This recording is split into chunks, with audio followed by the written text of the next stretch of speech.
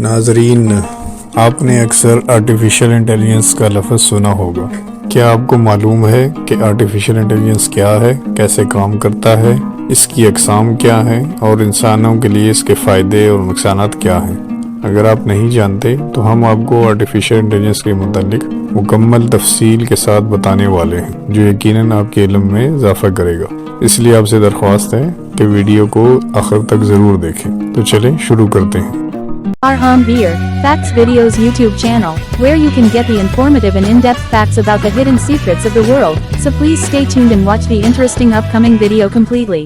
Artificial intelligence یعنی مصنوعی ذہانت سے مراد انسانوں کی تخلیق کردہ ڈیجیٹل کمپیوٹر یا کمپیوٹر کے زیر کنٹرول روبوٹ یا مشین وغیرہ، جو کہ بالکل خودکار طریقے سے انسانی ذہن کی نقل کرتے ہیں، یعنی سوچنے، سمجھنے، بولنے، سننے، عمل کرنے اور حتیٰ کہ خود سے فیصلہ کرنے کی صلاحیت رکھتے ہیں۔ یعنی مصنوعی ذہانت کو ہم کسی حد تک انسان کے دماغ کے مترادف بھی کہہ سکتے ہیں۔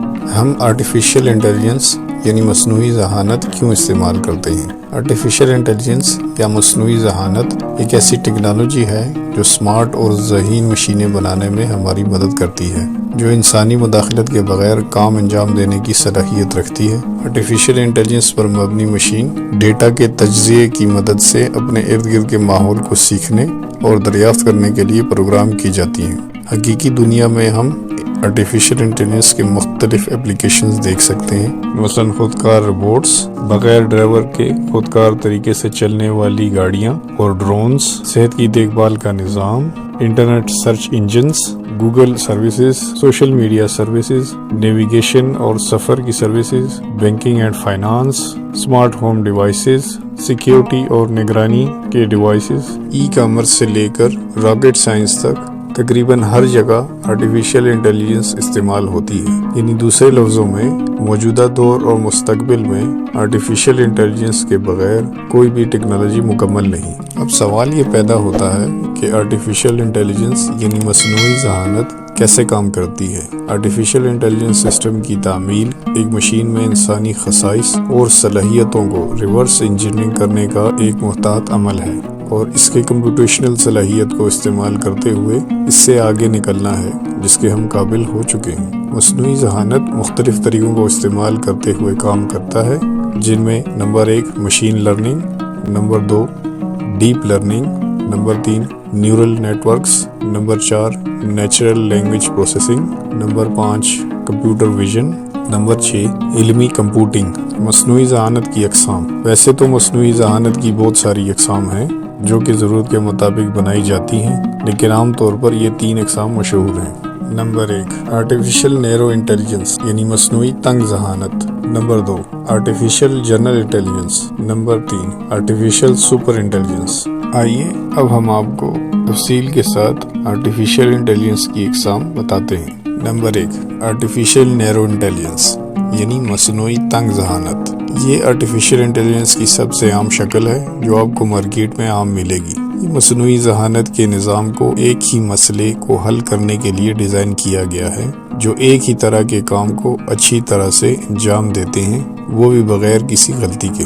Number 2 artificial general intelligence. Artificial general intelligence یعنی AGI اب بھی ایک نظریاتی تصور ہے، کیونکہ AGI میں مختلف ڈومینز جیسے language processing, image processing, computational function وغیرہ میں انسانی سطح کا عملی فعل ہوتا ہے، لیکن ہم ابھی بھی AGI سسٹم بنانے سے بہت دور ہیں، کیونکہ ایک آرٹیفیشل جنرل انٹیلیجنس سسٹم کو بنانے کے لیے ہزاروں آرٹیفیشل نیرو انٹیلیجنس کے نظاموں کو ایک خاص ترتیب سے مرتب کرنا پڑتا ہے، جو انسانی استدلال کی نقل میں ایک دوسرے سے بات چیت کرتے ہوئے کام کرتے ہیں۔ Number 3 artificial super intelligence. ہم یہاں تقریباً سائنس فکشن کے علاقے میں داخل ہو جاتے ہیں، بالکل اسی طرح جیسا کہ ہمیں سائنس فکشن فلموں میں دکھایا جاتا ہے، لیکن آرٹیفیشل سپر انٹیلیجنس سسٹم کے حصول کے لیے ضروری ہے کہ ہم پہلے آرٹیفیشل جنرل انٹیلیجنس میں خاطر خواہ مہارت حاصل کر لیں، تب جا کر کہیں ہم آرٹیفیشل سپر انٹیلیجنس پر کام شروع کر سکیں گے، جس کو پانے میں ہمیں کافی وقت لگے گا،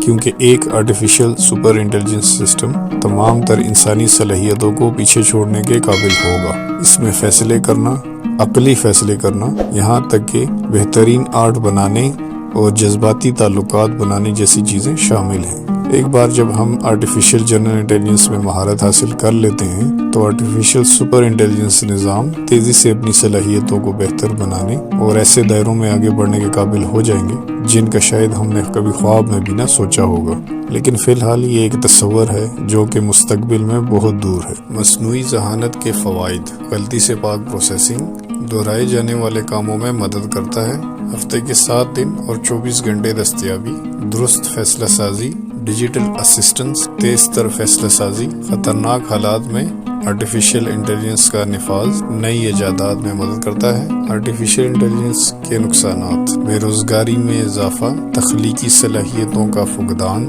بہتری کا فقدان۔